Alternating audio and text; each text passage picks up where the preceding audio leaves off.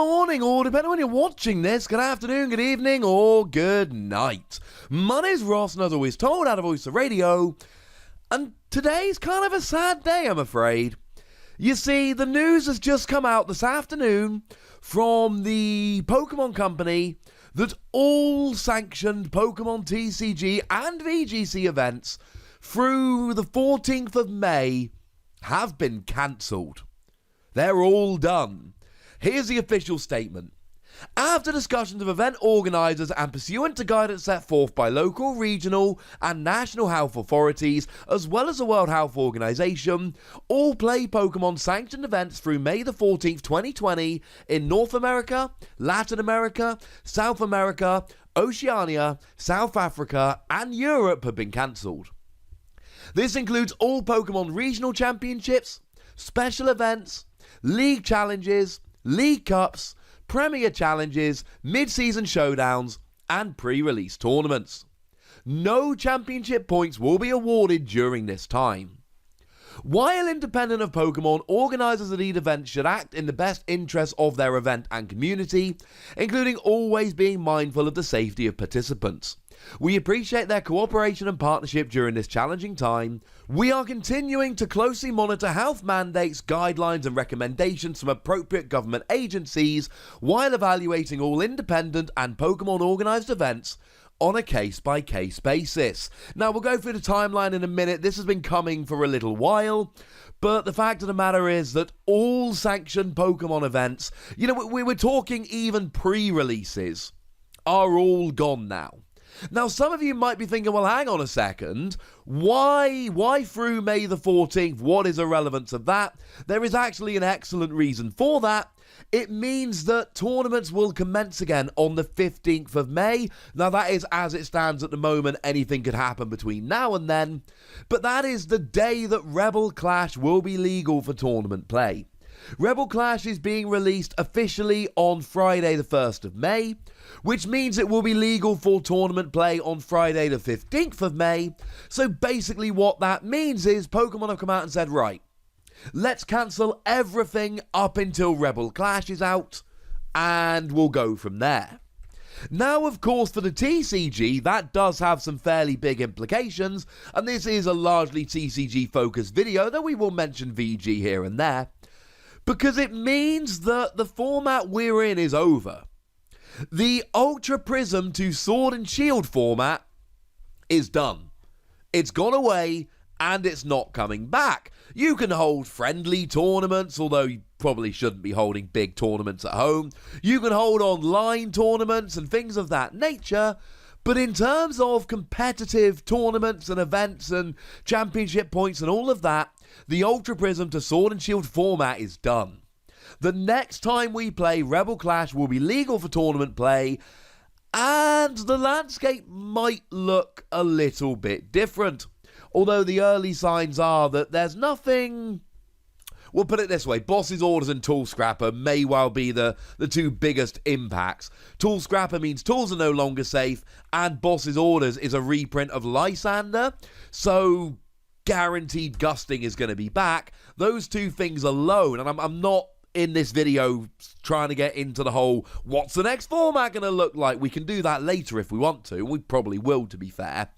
But as it stands at the moment, we do now need to turn our attention towards this, because in terms of competitiveness, in terms of actual tournaments, Ultra Prism to Sword and Shield is no more, so we need to start thinking about a format where Tool Scrapper and Boss's Orders are legal, for argument's sake. Now, on the one hand, that does mean that it's going to be very interesting when we go to tournaments as of May the 15th, because what we've basically got is 2 solid months to prep. And we've basically seen all of the cards which are going to be legal and included in Rebel Clash. Rebel Clash is basically an amalgamation of VMAX Rising and Rebellion Crash over in Japan, and we've seen all of that. All of that is out there now. So it means that we can actually start prepping. We can genuinely sit here and have 2 solid months of testing, although admittedly it will have to be offline testing or over Skype because those cards aren't in PTCGO yet, and trying to figure out what the format is going to look like without any tournaments to distract us. When was the last time the player base had 2 solid months to prepare for the next round of tournaments? Never. Well, at least not for many, many years. But that's the smaller issue. Here's the bigger issue. The bigger issue here is what's happening with championship points. Now, Pokemon did put out a statement over on their Twitter. There is an official Twitter for Play Pokemon events. It is literally at Play Pokemon. And what they tweeted out, and it wasn't hugely detailed, it was just this. We're currently evaluating how tournament cancellations may impact Pokemon Championship Series qualifications, stipends, and travel awards. Thank you for your patience as we navigate this rapidly changing situation. The safety and well-being of our community is our top priority. Now, this video is not intended to discuss what response was appropriate and all of that. It's not really what we're going for. This video is about, tournaments are cancelled, what does that mean?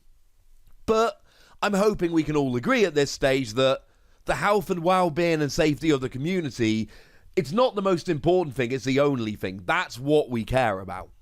Okay, so moving on then, what's going to happen? Because, of course, we've got our World Championships coming up. In theory, now as it stands at the moment, the World Championships is still on. But obviously, with so many event cancellations going on, and I'm not just talking in Pokemon, E3 has been cancelled. That's never been cancelled before. That's pretty big. That's gone. The NBA has shut down for a couple of weeks, along with, well, basically every major sports league pretty much around the world. So, as it stands at the moment, Worlds is going on. We have heard nothing other than the fact that Worlds is happening. But the world is a strange and confusing place right now.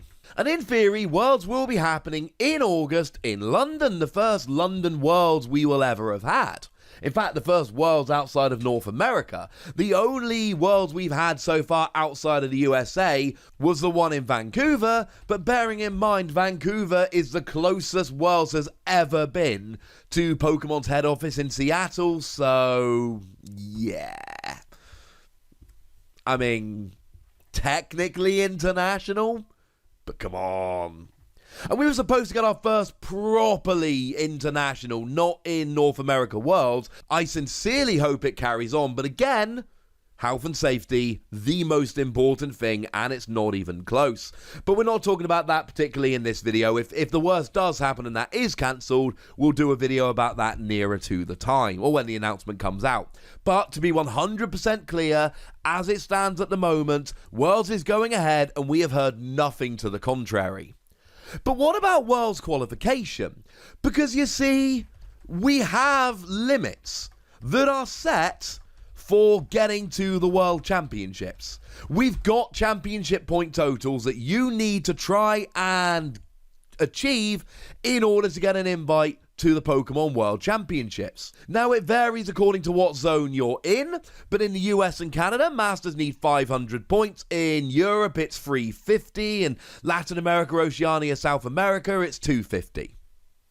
The problem is, people are not going to be able to hit these numbers with all of these tournaments being cancelled. The big one for me is that at the beginning of May, there was supposed to be Liverpool Regionals over in the UK, and I was going to be attending that, and that has now been cancelled. That's gone. Now, my hope of achieving my invite, which I wasn't really going seriously for at all this year, really did hinge on doing really, really well at that tournament. Well, that's no longer an option. Okay. So where does that leave Worlds invites? What about people in the US who are currently sitting on 350 points? Where are they going to be? Now, as it stands at the moment, the European International Championship in Berlin in April has been cancelled.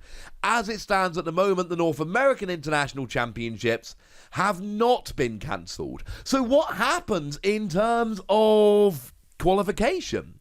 We know they're looking at it. They've told us they're looking at it. You've got to imagine that championship points are going to be swished around a bit. But what do? Do they lower the bar for entry? Lowering the bar for entry helps people who were close, but what about those people, and there's always a few of them every year, who do really well at one big tournament and that's how they get their invite? I suppose they're out. What do we do to day 2 invites? Top 16 players in North America, top 22 in Europe get a straight day 2 invite. Do we just put them still straight into day 2? Do we just cut off the top 16, the top 22 as they are at the moment? Is that terribly fair, given how many events have been cancelled? And what about Worlds itself? Do we still do the day 1, day 2 structure we've had before, or do we introduce a last chance qualifier like we used to have, which is anyone without an invite gets to enter a tournament to try and earn entry into Worlds proper on the Friday? But then again, with our day 1 Friday, day 2 Saturday, finals on Sunday structure we've got at the moment, do we even have room for a last chance qualifier at the moment? These are questions to which, as it stands at the moment, we don't have an answer. There are a lot of things that still need to be decided. I might do a prediction video in the next few days, or I suppose my thoughts on what would make sense. For the time being, we really don't know what's going on, because these are unprecedented questions and a lot of really awkward decisions need to be made. But we maybe could have seen this coming, because like I told you, the European International Championships were cancelled a couple of weeks ago. Then on March the 13th, 4 days ago, they went and cancelled 4 big tournaments.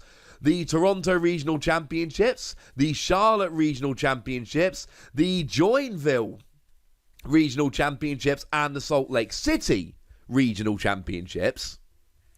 So this is really just an escalation of what we've been seeing happening for really the past few days. And there is still an awful lot of unknowns.